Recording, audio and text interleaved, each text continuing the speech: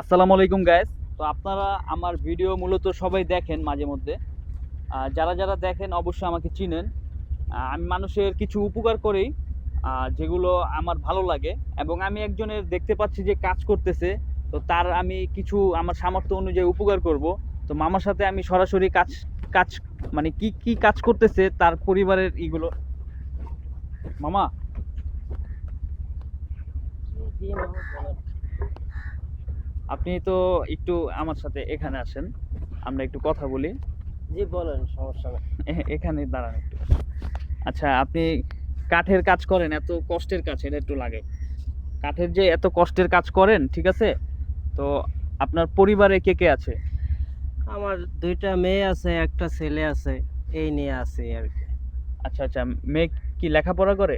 জি, মেয়ে একটা 5 এ পড়ে, আরেকটা আপনার 7 এ পড়ে আরকি, ২ বছর আগ পিছ। আচ্ছা, 7-এ পড়ে। তো আমার একটা মানে মূলত কাজ হচ্ছে কি, আমি মানুষের যতটুকু পারি উপকার করি। তারপরে তারপরে আমার মানে নিজের প্রতি একটা ভালো লাগা কাজ করে। তো আমি দেখলাম যে আপনি